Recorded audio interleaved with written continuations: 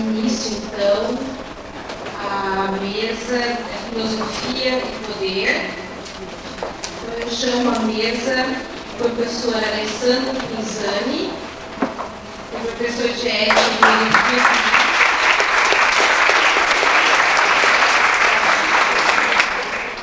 na Universidade da UFSC e é doutor em Filosofia pela Universidade de Tübingen, Alemanha. Chamo também Elaine Tavares,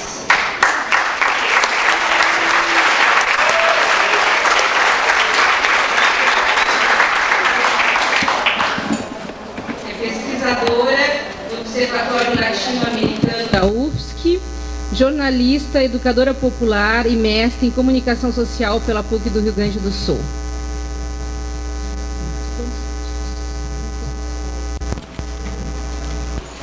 Bom, cada palestrante, então, vai ter 40 minutos e depois nós abriremos para a discussão. Alessandro?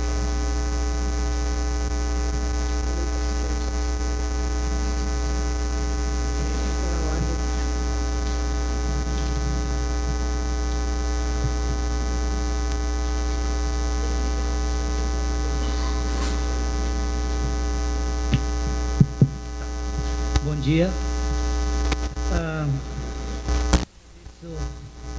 O convite de volta ao livro. Agradeço a vossa presença aqui. Eu sou filósofo, melhor, eu sou aqui, não é a mesma coisa.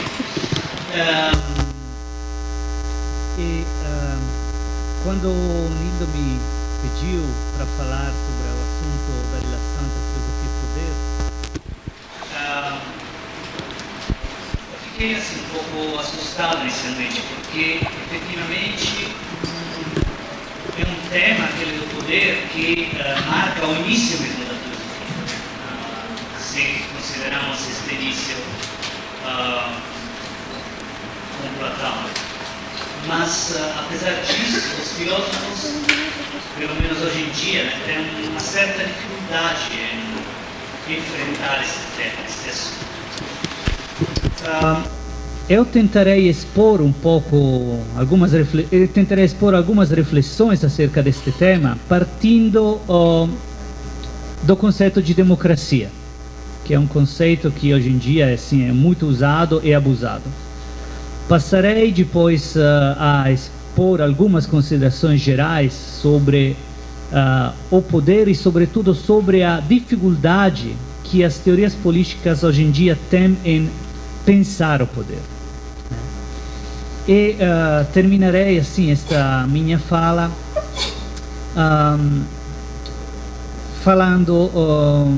enfrentando a questão da hegemonia ideológica, daquele que, assim, com um termo um pouco também abusado, é chamado hoje em dia de pensamento único.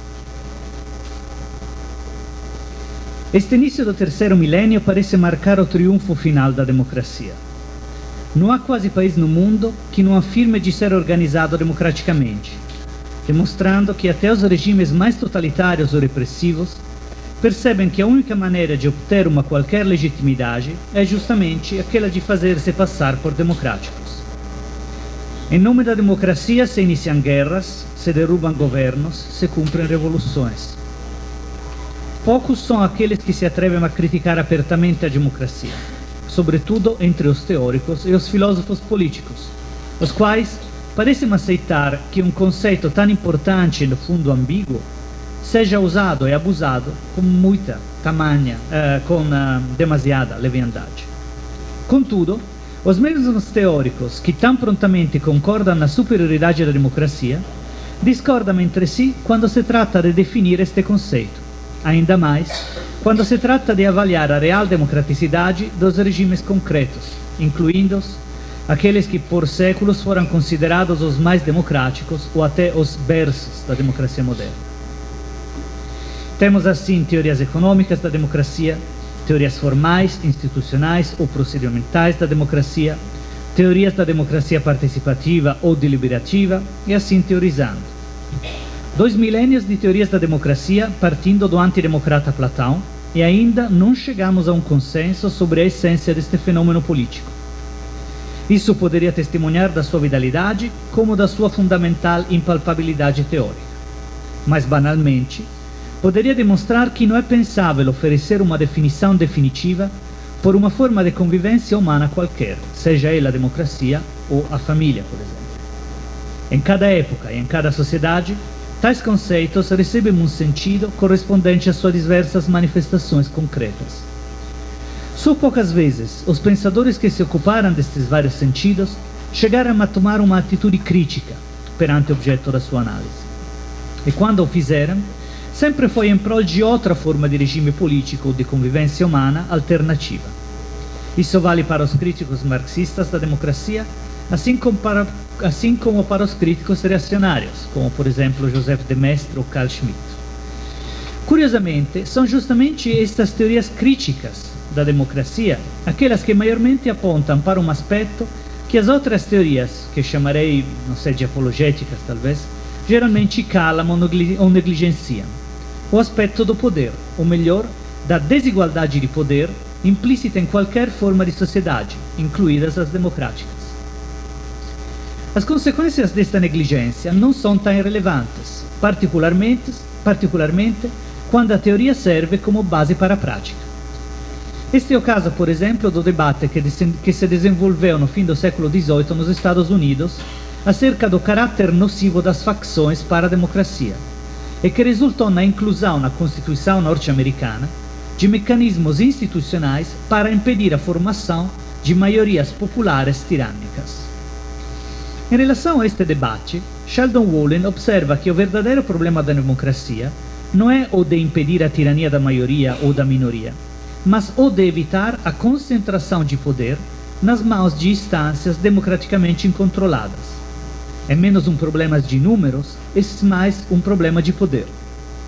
De fato, os mecanismos constitucionais pensados pelos pais fundadores norte-americanos para evitar a tirania da maioria foram e são tão eficazes que eles acabaram impedindo também a formação de uma vontade maioritária democrática verdadeira, deixando o poder nas mãos de indivíduos, grupos e empresas econômicas e politicamente poderosas. As constituições democráticas liberais geralmente se limitam a enfrear a formação de facções populares e põem limites que, porém, podem ser facilmente superados por grupos minoritários e poderosos, permitindo assim a organização dos interesses fortes. Talvez a igualdade jurídica postulada pelas constituições democráticas liberais esconda uma realidade feita de desigualdade econômica, social e política que a igualdade jurídica só protege e até fomenta. Ao comparar a Revolução Francesa e a americana entre elas, Hannah Arendt atribuía notoriamente a primazia à americana, pelo fato de ter sido uma revolução simplesmente política e não social como a segunda. Na opinião da Arendt, a tentativa de resolver os problemas sociais através da política leva inevitavelmente ao totalitarismo, como os exemplos do terror jacobino e do stalinismo teriam mostrado. Contudo, uma solução puramente política, que finja que as diferenças econômicas e sociais sejam irrelevantes, parece igualmente insatisfatória, como dimostra o exemplo norte-americano de uma sociedade perpassada por profundas desigualdades e injustiças socioeconômicas, na qual a presumida igualdade dos direitos se esvazia quando tais direitos ou não podem ser concretamente realizados ou não são garantidos de fato aos membros de certas faixas da população, negros, pobres, gays, imigrantes, etc. A negligência relativa ao tema do poder possui outras consequências.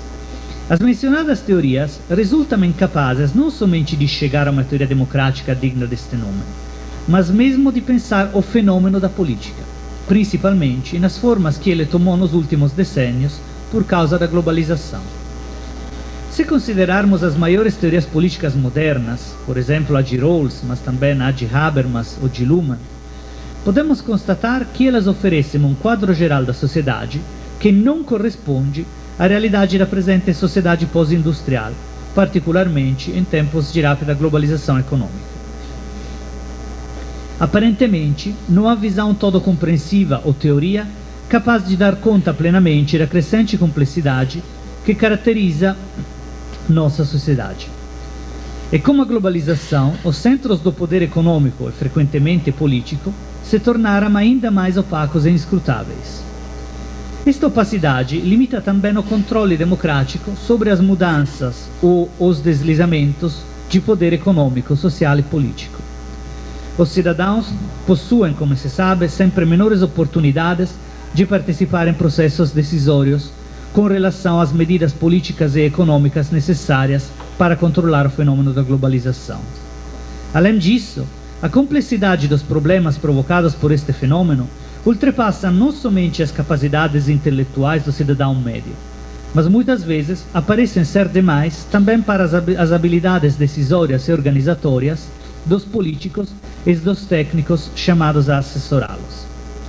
Finalmente, vivemos em tempos nos quais as políticas econômicas, trabalhistas, sociais e do meio ambiente são determinadas não tanto pelos governos nacionais, quanto pelos assim chamados imperativos da economia internacional. Nestas circunstâncias, não admira que entre os cidadãos das nossas democracias se registre uma resignação e uma apatia política crescente. Não é falta de espírito cívico. Trata-se antes da consciência da própria impotência política. Não é que as pessoas tenham perdido seu interesse para a política. Pelo contrário, elas ainda têm um forte interesse político e se preocupam com o bem comum, com suas comunidades, com a paz, com a justiça social e até global. Isso é demonstrado pelo fato de um número crescente de indivíduos tornarem-se empenhados em movimentos e grupos que se consideram formas alternativas de participação política. ONG, mas também o movimento dos movimentos.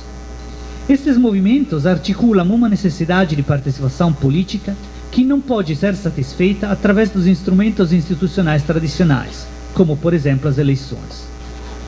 Embora as pessoas envolvidas nessas iniciativas sejam ainda uma minoria, elas testemunham do fato de que muitos indivíduos respondem à impotência da política tradicional, buscando opções alternativas para a ação política.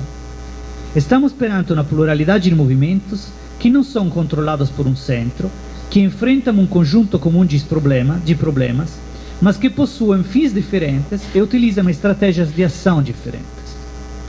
Ao conceber a participação política como ação internacional, eles rompem com o conceito tradicional e territorial da democracia, segundo o qual esta seria possível meramente no nível do Estado Nacional e por meio de instrumentos institucionais quais eleições, parlamento, poderes separados entre eles, etc. A maioria dos teóricos, sobretudo filósofos e cientistas políticos, menos os cientistas sociais, não conseguem ter uma visão adequada destes fenômenos, ou seja, a globalização, os novos movimentos, as novas formas de participação política. E isso por duas razões, uma superficial e uma profunda. A razão superficial é que eles ficam presos na dimensão nacional e, portanto, não conseguem compreender as modificadas condições nas quais o poder econômico, social e político, ou cognitivo, é distribuído e exercido.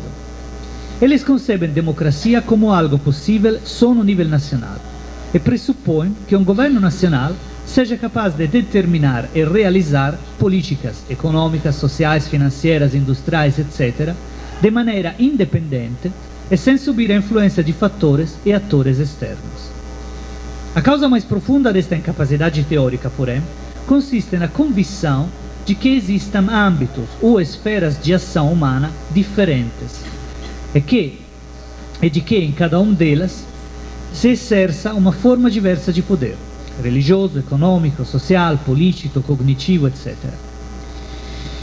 Num certo sentido, as tipologias de poder são quase tão velhas quanto a própria filosofia, começando pela distinção aristotélica entre o poder do pai sobre o filho, do patrão sobre o escravo e do governante sobre o governado, passando depois pela distinção lockeana entre poder paternal, despótico e político, até chegar às tipologias modernas, como aquela de Weber, por exemplo.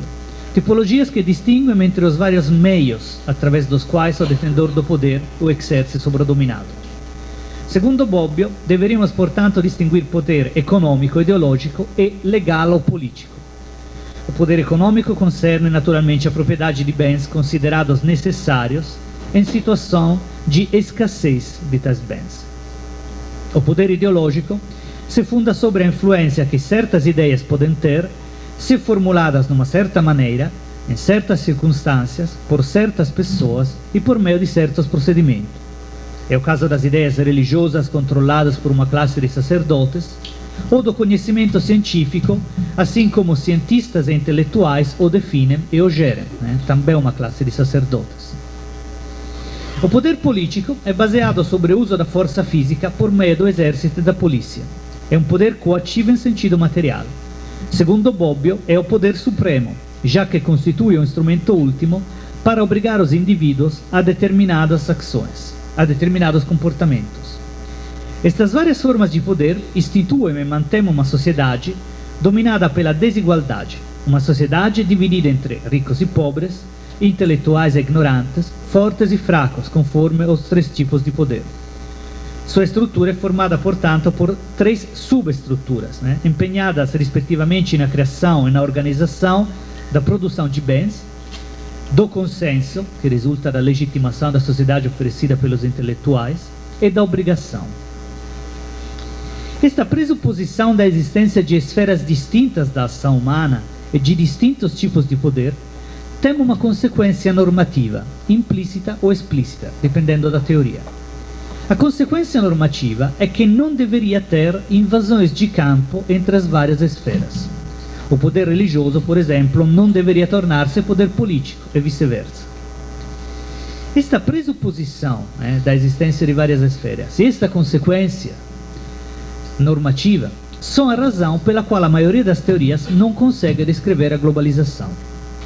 Já que elas concebem a política e a economia como duas esferas separadas, e já que elas atribuem a tal distinção um caráter normativo, elas têm dificuldade em descrever as interações e as invasões que de fato existem entre estas esferas, ou se limitam a ver nelas uma interferência ilícita, que se limitam a condenar sem compreender plenamente.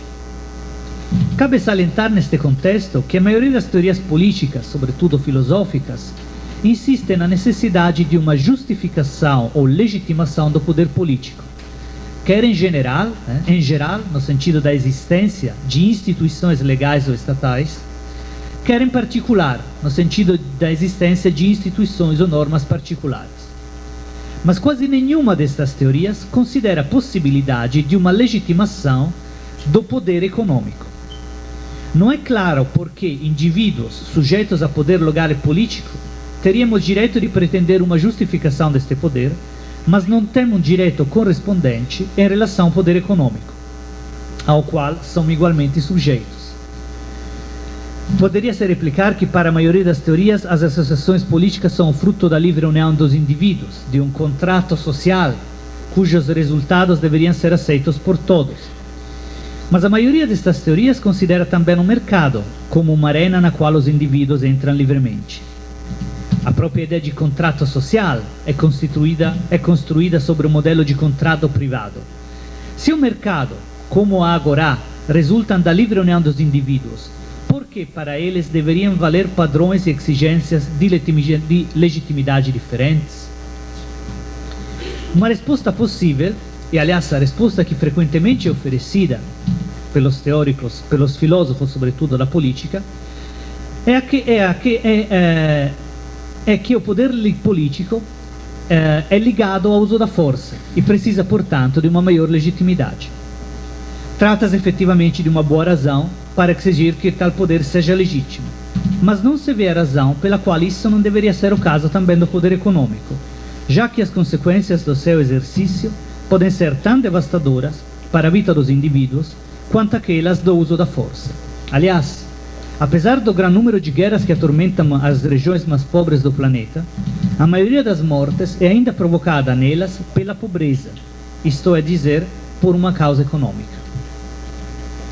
Poderia-se replicar que as teorias acima mencionadas, poderia replicar a estas teorias que distinguem as várias esferas de ação e, portanto, de poder, que na realidade religião, política e economia não são entidades discretas, separadas, e nunca o foram. Marx e as teorias que compartilham seu enfoque, mas que não necessariamente são teorias marxistas, afirmam, por exemplo, que a ideia de um Estado como poder transcendente, ou seja, como um poder situado acima do nível social, superior a qualquer outro componente da sociedade, é só uma ficção ideológica, criada pelos pensadores modernos para disfarçar o fato que o poder real reside em outro lugar, a saber, nas estruturas de produção. Esta ficção era justamente uma condição para o estabelecimento e o florescimento do verdadeiro poder, do poder econômico. Para estas teorias, que chamarei de teorias ideológicas, no sentido neutral do termo, o Estado moderno foi, desde o início, um mero instrumento para exercer este poder. E o poder político e legal é só uma face diferente do poder econômico, já que o direito é o melhor instrumento para proteger os interesses das classes privilegiadas. Ao criticar o uso ideológico de conceitos como Estado ou esfera política, estas teorias utilizam, no fundo, os mesmos conceitos das outras e aceitam a distinção entre a esfera da política e da economia, ao fim, contudo, de desenvolver estratégias emancipatórias que deveriam levar a uma sociedade diversa e mais justa. Estas teorias oferecem uma visão interessante da história das instituições legais e políticas das sociedades ocidentais nos últimos 2 séculos. Segundo tal visão, fu só no momento em que grupos de indivíduos economicamente prejudicados, trabalhadores, mulheres, etc., se serviram da lei e do Estado para melhorar sua situação, por exemplo, tendo padrões mais elevados no âmbito salarial, foi só neste momento que o poder político se tornou, pelo menos parcialmente, independente do poder econômico. Contudo, foi uma independência mínima, já que não lhe foi possível derrubar o sistema econômico com suas desigualdades, e não lhe foi então possível libertar-se completamente da influência dos grupos economicamente mais poderosos. O estado de bem-estar mais avançado reconhece e defende a propriedade privada dos meios de produção e considera o capitalismo, embora numa forma mais controlada politicamente, como o único sistema econômico possível. Em outras palavras, as classes dominadas teriam conseguido, segundo estas teorias, melhorar sua situação usando o direito e o Estado, a saber, os próprios instrumentos criados pelas classes dominadoras para defender seus interesses. Elas teriam lutado para os seus direitos, obtendo importantes concessões, seja no nível da participação política, o sufrágio universal, seja no nível da legislação social, por exemplo, a criação do sistema de providência e de segurança social, a introdução de mais altos padrões de saúde e segurança nos lugares de trabalho, o direito de criar sindicatos, a criação de um sistema de saúde pública, de educação pública, etc. Ao fazer isso, as classes inferiores teriam emancipado o poder político do domínio pelo poder econômico. Eles teriam criado, num certo sentido, o poder político como poder independente que possa ser utilizado para contrastar outros poderes. Esta interpretação dos conflitos sociais é a base de teorias como as de Marshall, Habermas e Boaventura Santos. Eles tomam o ponto de partida das tradicionais teorias liberais, ou seja, a pressuposição da existência de vários tipos de poder, com o fim, porém, de apontar para o potencial emancipatório escondido na realidade que vê o Estado e o direito funcionar ainda como instrumentos de domínio de alguns indivíduos sobre outros. O estabelecimento de uma esfera política independente se tornaria, assim, a precondição para a emancipação humana, já que serve para controlar a economia por meio de instrumentos políticos. Contudo, as mesmas teorias são conscientes das dificuldades ligadas a este projeto emancipatório. O problema principal consiste no fato de que, por razões que cada teoria identifica de maneira diferente, o processo de emancipação da esfera política parou, terminou, e o momento oposto começou. A economia recuperou o predomínio e a política se tornou novamente um simples instrumento nas mãos dela. Deste ponto de vista, não se pode mais falar numa esfera política separada, já que políticos, estadistas e funcionários públicos se tornaram meros administradores sob o comando da economia. Os governos identificam sua tarefa exclusivamente em fazer o possível para promover o crescimento econômico do país e para atrair investidores estrangeiros. E isso vale não somente por países definidos em desenvolvimento, mas também para aqueles industrializados. Esta mudança da natureza e dos fins da política é particularmente evidente justamente nos países que nas últimas décadas, ou até no último século, chegaram a ser estados de bem-estar. Em quase todos estes países, a política econômica já parece ter como fins somente aqueles de ajudar as grandes empresas a diminuir os gastos ligados ao preço do trabalho, de privatizar as companhias públicas, de criar isenções fiscais para companhias privadas, etc. Isso não significa ainda que as estruturas do Estado Social estejam sendo desmanteladas. Contudo, parece que a tarefa principal dos governos de muitos países seja a de ajudar a economia nacional. E usando esta expressão, se entende quase sempre a economia privada. Outras tarefas, garantir educação, saúde, salvaguardar o meio ambiente, são subordinadas a esta e são condicionadas pelo desempenho governamental em cumpri-la. Como Habermas e Santos tentam mostrar, entre outros, o capitalismo tende, por sua natureza, a submeter cada outra esfera, política, comunicação, arte, religião, ciência, lazer, etc., a submetê-las aos seus imperativos, e a submeter cada outro poder ao poder econômico. Não no sentido de que os políticos seriam controlados por executivos ou proprietários, mas no sentido de que os políticos começam a pensar como executivos e não como políticos. Não é que os interesses econômicos prevalecem. A prevalecer é antes uma visão econômica das coisas, da vida individual, da natureza, das relações internacionais, etc. Uma visão que torna impossível qualquer outra perspectiva e bloqueia assim o caminho rumo à emancipação.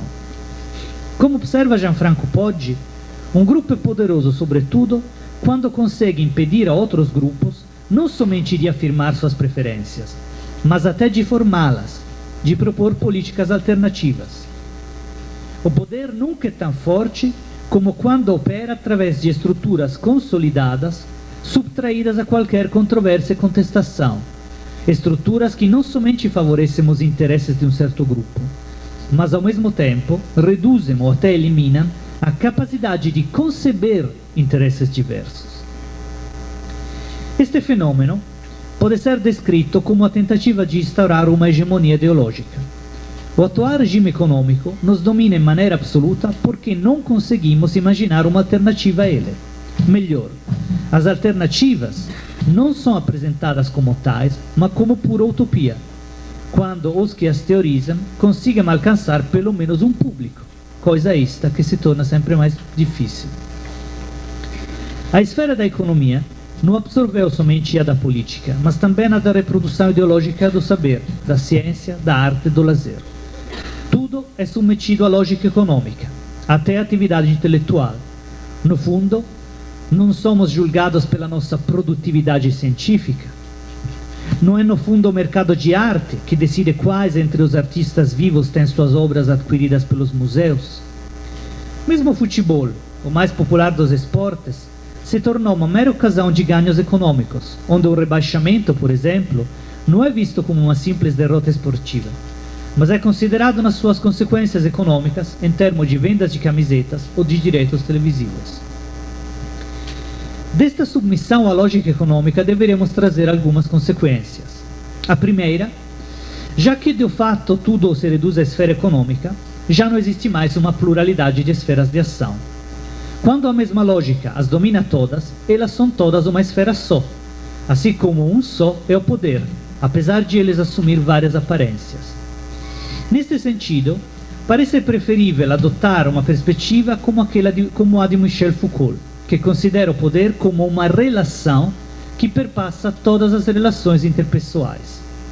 A sociedade é baseada sobre a existência de relações de poder, ou seja, sobre a existência de diferenças de vários tipos. Diferenças jurídicas e tradicionais de status ou privilégio, diferenças econômicas, linguísticas, culturais, diferenças de conhecimento, etc. Portanto, o poder pode ser exercido tendo em vista fins diferentes, a manutenção dos privilégios, a acumulação da riqueza, o exercício da autoridade, e de maneiras diferentes, ameaça de uso da força, persuasão retórica, disciplina. Poderias, em suma, falar de várias maneiras nas quais o poder se expressa, estabelecendo entre os sujeitos relações de diferença. A partir desta ótica, não há simplesmente um prevalecer do poder econômico sobre os outros. O fenômeno da redução à lógica única da economia pode ser reformulado na forma seguinte: aqueles que, usualmente, nas teorias tradicionais, são chamados de sujeitos econômicos, exercem poder, sem outras classificações, sobre sujeitos que, usualmente, pelas mesmas teorias tradicionais, não são considerados sujeitos econômicos. Quando uma empresa influencia a política de um governo, não deveríamos falar da interferência legítima do poder econômico na esfera política ou da transformação do poder econômico em poder político. Deveríamos dizer simplesmente que se instaura uma relação de poder entre um ator, a empresa, e um outro ator, o governo, como ulterior consequência para outros atores, os cidadãos daquele país, eventualmente o meio ambiente, etc. Esta diversa perspectiva nos permite não somente de descrever este tipo de fenômenos de maneira diferente, isso seria irrelevante no fundo, mas de conceber de maneira diferente a relação entre os diversos atores. Se uma empresa exerce poder sobre o cidadão de um país por meio do poder que ele exerce sobre o governo daquele país, os cidadãos têm o direito de reagir e de exercer um contrapoder, de resistir. De fato, nem de direito se deveria falar. Eles podem ou não reagir. Como salientado sempre por Foucault, onde há poder, há um contrapoder, a resistência. Embora possa tratar-se de uma resistência fraca, até quase inexistente, mas pelo menos a possibilidade de resistir sempre está presente. Neste sentido, o ideal emancipatório das teorias que chamei de ideológicas, ou seja, aquelas que assim apontavam para o uso ideológico de conceitos como Estado, direito, etc., pode ser mantido e reformulado em termos de uma tentativa global de dar voz a interesses alternativos e de estabelecer formas alternativas de poder. Não no sentido de eliminar o poder em si, isso seria impossível, já que a sociedade se funda sobre as relações de poder, mas no sentido de criar novas relações de poder entre os atores, relações que não impliquem necessariamente a dominação dos uns sobre os outros, já que o poder não é necessariamente dominação. Para fazer um exemplo banal, há uma relação de poder que faz de mim um professor e de meus alunos. Há uma diferença de saber, de conhecimento teórico, de posição legal, de possibilidade de avaliação, já que eu posso aprová-los ou reprová-los, e não o contrário. Contudo, não há dominação. Eles possuem instâncias para as quais apelar se sentirem tratados injustamente. Eles podem finalmente abandonar a sala e viver felizes sem ter que assistir minhas aulas. Podemos dizer a mesma coisa das relações de poder que se criam entre nós e os poderosos sujeitos econômicos? Somos livres de sair do sistema de produção capitalista? Somos livres de subtrair-nos às consequências das políticas neoliberais impostas pelos mercados, pelo Banco Mundial, pelo FMI? Se a resposta é não, estamos em presença de uma relação de dominação e não de simples poder. Quando não há alternativa, quando a submissão é total, aí há dominação e não simples poder. A segunda consequência que eu gostaria de tirar da submissão à lógica econômica diz respeito à hegemonia ideológica e, portanto, à maneira de pensar a política. Jacques Rancière distingue entre atividade política e o que ele chama de polícia. A atividade política é a que desloca um corpo do lugar que lhe era designado, o que muda a destinação de um lugar. Ela faz ver o que não cabia ser visto. Estas eram palavras de Rancière. A atividade política se contrapõe à polícia, entendida como a tentativa de atribuir a cada indivíduo um lugar certo, de ordenar o visível e o dizível, o que se pode mostrar, o que se pode dizer. Rancière cita um exemplo da contraposição entre estas duas lógicas, o diálogo entre o revolucionário Auguste Blanqui e o presidente do tribunal chamado a julgá-lo. Instado a declinar sua profissão, Blanqui responde: proletário. O presidente objeta: isso não é profissão. E Blanqui replica: é a profissão de 30 milhões de franceses que vivem do seu trabalho e que são privados de seus direitos políticos. E o presidente permite que o escrivão anote essa nova profissão. Essa história me parece interessante por duas razões. A primeira é o fato de Blanqui cumprir um ato genuinamente político ao desafiar as categorias por meio das quais o aparato defensivo da ordem constituída pretende catalogar os membros da sociedade. Segundo o presidente, que encarna tal ordem, para ser membro nesta sociedade é preciso ter, ou eventualmente não ter, uma profissão entre aquelas regradas e reconhecidas oficialmente. Blanqui revela a lógica de dominação implícita nesta categorização. Para serem considerados membros efetivos da sociedade, é preciso tomar um lugar certo e definido no âmbito do único sistema de produção de riqueza admitido, a saber, o capitalista. Sistema que, por sua vez, implica a existência de múltiplas desigualdades de riqueza, de status, etc., e de uma hierarquia quase imutável. A segunda razão que torna interessante a anedota é o fato do juiz aceitar o argumento do Blanqui. Às vezes, o ato político de desafiar a lógica policial, para usar o termo de Rancière, pode ter sucesso, embora isso possa precisar de muito tempo.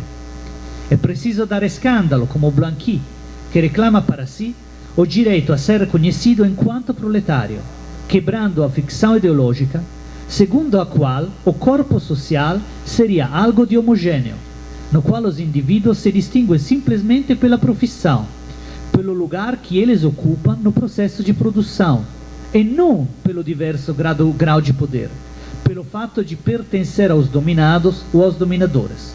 Diferença esta nada inócua, como, pelo contrário, aquela entre ser um padeiro ou um açougueiro. Pensar a política é, ou deveria ser, primeiramente, pensar as diferenças, pensar as relações de poder que se instauram numa sociedade e criam os sujeitos daquela sociedade.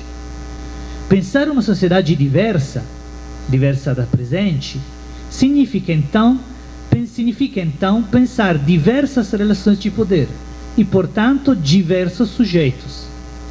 Isso não significa tentar de eliminar as relações de poder e as diferenças. Esta me parece ser em parte a visão de Marx, que, como sublinhado por Marcel Gauchet, aponta para uma sociedade na qual, graças a certas medidas de caráter econômico, como por exemplo a socialização dos meios de produção, a divisão e o antagonismo sociais fundamentais deveriam ser eliminados. Eu penso ao contrário, com Foucault e com o mesmo Gauchet, que a essência da sociedade seja a diferença e até o conflito. A condição, porém, que o conflito não resulte na submissão da parte vencida, não resulte na instauração de uma relação de pura dominação.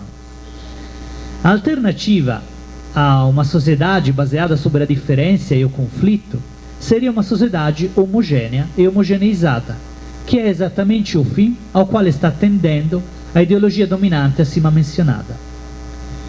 Contudo, repito, a diferença em questão é uma diferença que nasce das relações de poder e não de dominação. Então, estou pensando numa sociedade na qual, por exemplo, uma minoria seja definida como tal justamente pelo fato de ser minoria, então por uma relação de poder com a maioria, sem, porém, que isso implique numa dominação da maioria sobre ela. Nesta ótica, poderíamos pensar a democracia como uma maneira de fazer política por meio da confrontação, do conflito pacífico, do diálogo entre grupos diferentes, não tendo em vista o fim de alcançar um impossível consenso absoluto, como postula muitas teorias do consenso democrático, ou uma irrealizável e indesejável supressão das diferenças, mas visando o reconhecimento delas e o redeslocamento das relações de poder em nome do fim das relações de dominação. Passando ao nível global, O fim deveria ser a construção de um mundo no qual as diferenças culturais ou nacionais não sejam anuladas por um pensamento único, por uma lógica dominante, mas sejam consideradas como um elemento necessário. Um mundo no qual não haja uma relação de dominação entre um país e outro, entre um sujeito econômico poderoso e um mais fraco. Por isso, porém, é preciso subtrair-se à ideologia de uma sociedade global organizada num sistema econômico único e privo de alternativas. Nossa tarefa de intelectuais deveria ser justamente a de resistir a esta ideologia. Seguir o exemplo de Blanqui e recusar as categorias dominantes, denunciar os mecanismos de dominação que a ideologia dominante tenta esconder, chamar as coisas com o seu nome, mostrar o que, segundo a ideologia dominante, não pode ser mostrado. Uma tarefa ímproba, talvez inútil ou desesperada. Mas como dizia Gunther Anders, pensador incansavelmente empenhado em causas desesperadas, se eu estiver desesperado, que me importa? Obrigado.